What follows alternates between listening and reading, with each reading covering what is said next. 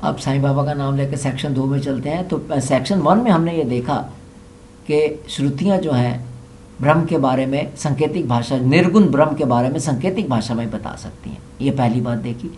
और दूसरी बात ये बताई कि जीवन का उद्देश्य सिर्फ ब्रह्म की प्राप्ति होना चाहिए, और ब्रह्म को प्राप्त करने के लिए उनकी लीला कथा सुनिए और उनका निरंतर चिंतन कीजिए। हर किसी के अंदर प्रभु को देखिए और अपना व्यवहार वैसे ही कीजिए।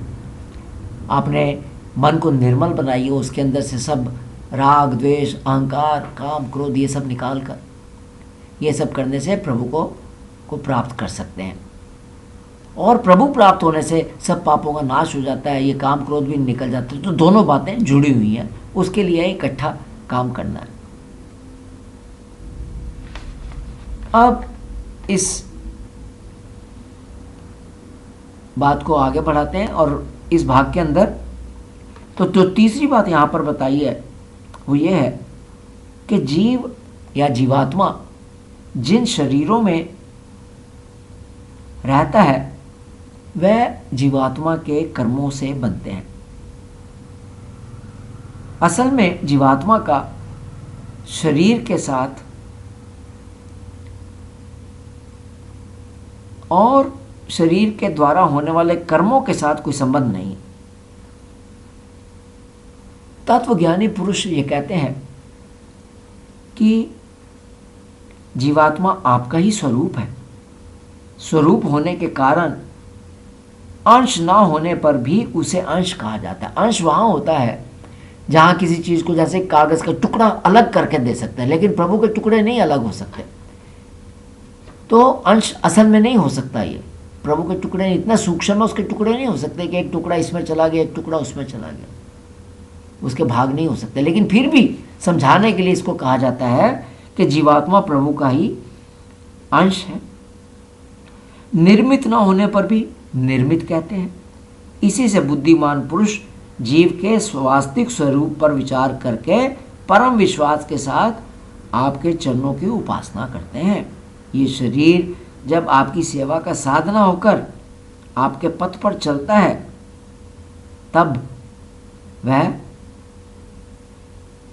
आत्मा का हितैषी और प्रिय व्यक्ति के समान आचरण करता है। तो जब जीवात्मा प्रभु के पथ पर चलता है, इसका क्या मतलब है? जो प्रभु का स्वरूप है, निर्मल स्वरूप, उस पर अपना आत्म स्वरूप जो हमारी आत्मा का स्वरूप है, आत्मा में ना दुख है ना सुख है, ना मान है ना अपमान है, ना लाभ है ना हानि है, ना जीवन है ना मृत्यु है, ना रोग है ना बुढ़ापा है, कुछ नहीं है, निर्मल निर्विकार। तो जो पुरुष जो जीवात्मा इस तरीके से अपने स्वभाव को बनाकर चलता है, इस तरीके से चलता है, वह फिर हितैषी और प्रिय व्यक्ति के समान आचरण करता है। आप जीव के सच्चे हितैषी हैं तथा आत्मा ही हैं तथा सदा जीव को अपनाने के लिए तैयार रहते हैं। तो जीवात्मा को अपनाने के लिए प्रभु हमेशा तैयार रहते हैं। अर्थात जीवात्मा जो प्रभु से अलग होकर, जीवात्मा क्या है? प्रभु की वो चेतन शक्ति जो प्राण धारण करती है, जिसने अपने को प्रभु से अलग मान लिया, द्वैत में आ गया, तो सदा वो प्रभु और एक शरीर में प्रभु और जीवात्मा दोनों साथ साथ एंटर करते हैं, जाते हैं। जब शरीर में जाते हैं तो प्रभु साथ ही रहते हैं। प्रभु जीवात्मा के हितैषी हैं, जीवात्मा को सदा अपनाने के लिए तैयार रहते हैं। उसके बावजूद प्रभु तो हितैषी हैं, अपनाने के लिए तैयार हैं, लेकिन इसके बावजूद मानव शरीर पाकर भी लोग आपकी उपासना नहीं करते, भूल जाते हैं। शरीर को वो सब कुछ समझते हैं, असत्य शरीर में वो रम जाते हैं तथा आत्मा का हनन कर देते हैं। झूठ बोलकर, मकारी करके क्या करते हैं? अपनी आत्मा का हनन करके उसे अधोगति में पहुंचाते हैं, नीचे ले जाते हैं, नीचे की योनि में, नीचे उसका हनन कर देते हैं। उसकी सारी वृत्तियां शरीर में लग जाती हैं तथा फिर उसे अंत में बुरे शरीर ग्रहण करने पड़ते हैं तथा जन्म मृत्यु के चक्कर में भटकना पड़ता है। इसको आगे बताते हैं कि प्रभु से संबंध जोड़कर प्रभु को प्राप्त कर सकते हैं। प्राप्त करने के रास्ते अलग अलग हैं। भक्ति से प्राप्त कर सकते हैं, ज्ञान से प्राप्त कर सकते हैं, वैर भाव से प्राप्त कर सकते हैं, काम से प्राप्त कर सकते हैं जैसे गोपियों ने किया, वैर भाव से जैसे हिरण्याकशिपु ने किया, डर से जैसे कंस ने प्राप्त किया। तो प्रभु को प्राप्त कर सकते हैं, लेकिन प्रभु से जुड़ना जरूरी है। किसी भी तरीके से जुड़िए, प्रभु को हम प्रभु से जुड़कर प्राप्त कर सकते हैं। लेकिन जिन्होंने आपसे प्रेम का संबंध जोड़ रखा है वह ना केवल अपने आप को बल्कि दूसरों को भी पवित्र कर देते हैं, दूसरों को भी तार के ले जाते हैं। लेकिन जो आपसे विमुख लोग हैं उनके लिए संभव नहीं है। आप स्वयं सिद्ध ज्ञानवान हैं, स्वयं प्रकाश हैं, अतः कोई काम करने के लिए आपको इंद्रियों की ज़रूरत नहीं। हमें कुछ भी करने के लिए चलना है तो पाँव चाहिए।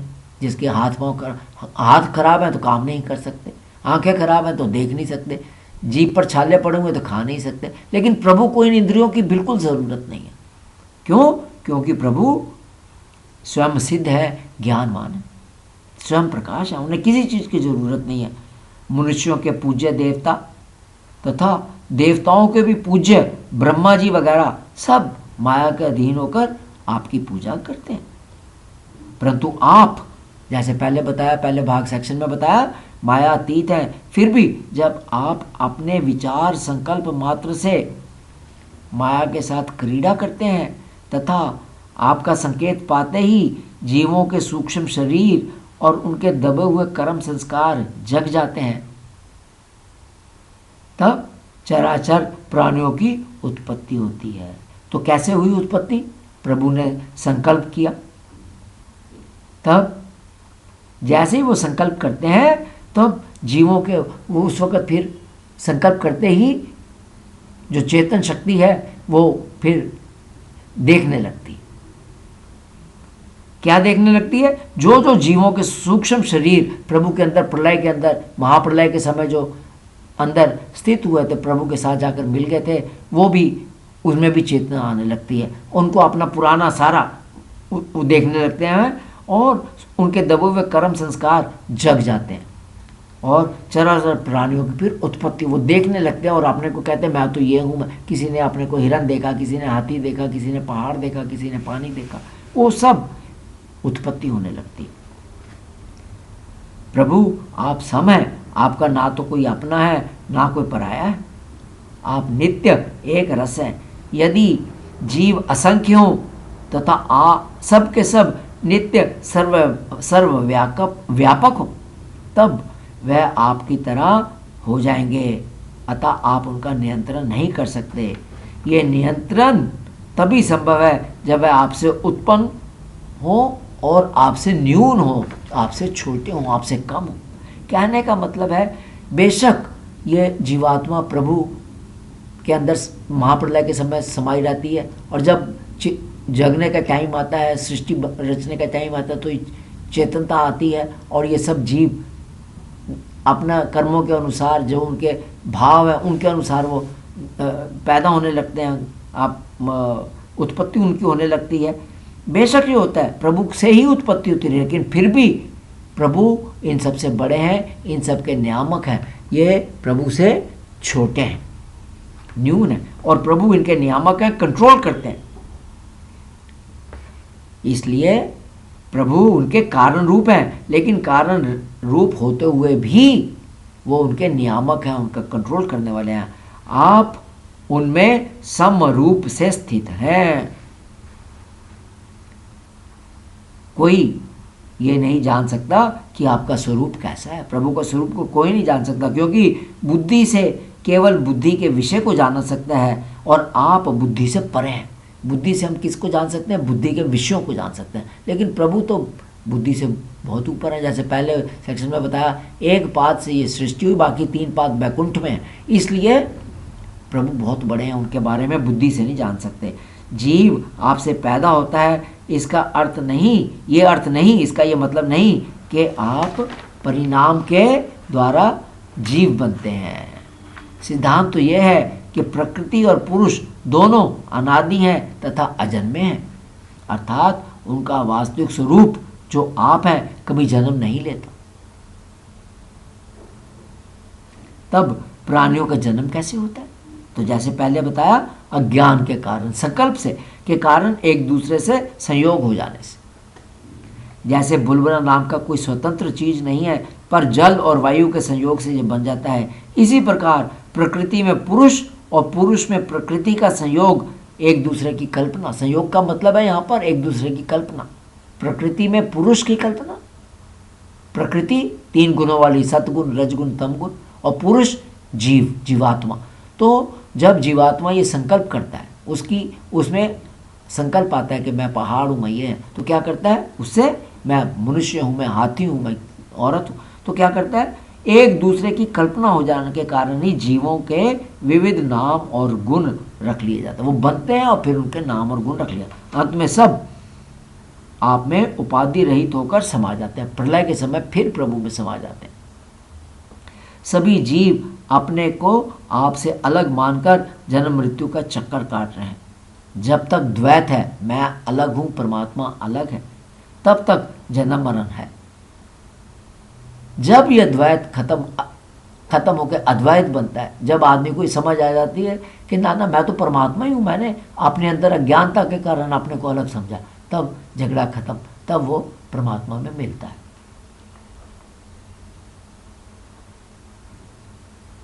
परंतु जो बुद्धिमान है वो इस भ्रम को समझ लेते हैं और संपूर्ण भक्ति भाव से आपकी शरण में जाते हैं, क्योंकि आप जन्म मरण का चक्कर छुड़ाने वाले हैं। जो प्रभु की शरण में पूरी तरह सरेंडर करके जाता है, अहंकार का समाप्त करके जाता है, जिसका अहंकार नाश हो गया, वो प्रभु में जरूर मिलता है। यही कह रहे हैं कि जो भी भक्ति भाव से आपकी शरण में जाते हैं, अपना अहंकार त्याग कर प्रेम के साथ आपकी शरण में जाते हैं, आप उनका जन्म मरण छुड़ा देते, उसका जन्म मरण खत्म हो जाता है। अहंकार और इच्छाओं की वजह से ही जन्म मरण है। जिसके अहंकार और इच्छाओं का समाप्त हो गया, जन्म मरण भी समाप्त हो गया। आपके शरण में जाए बिना मन को वश में नहीं कर सकते, इच्छाओं का नाश नहीं होगा, मन की वासनाएं खत्म नहीं होंगी जब तक प्रभु की शरण में पूरी तरह से नहीं जा सकते। जो आप में एक बार मन समर्पित कर देते हैं, मन लगा लेते हैं, वह फिर देह गेह में नहीं फंसते। देह में फंसने से जीव के विवेक, वैराग्य, धैर्य, क्षमा और शांति सब गुणों का नाश होता है। जिसने अपने आप को देह समझ लिया, मैं देह हूँ, अहंकार में पड़ गया, फिर जो एक बारी मैं और मेरे के चक्कर में पड़ गया, उसका विवेक भी नाश होता है, वैराग भी नाश होता है, धैर्य भी नाश, क्षमा, शांति सब नाश हो जाते हैं। अहंकार के कारण मन को वश में करने के लिए सद्बुद्धि जरूरी है, बुद्धि में विवेक बहुत ज़रूरी है। तो ये इस भाग को यहाँ ख़त्म करते हैं, इसको आगे बढ़ाएंगे। सुनने के लिए धन्यवाद। सेक्शन 3 में बढ़ाएंगे इसको।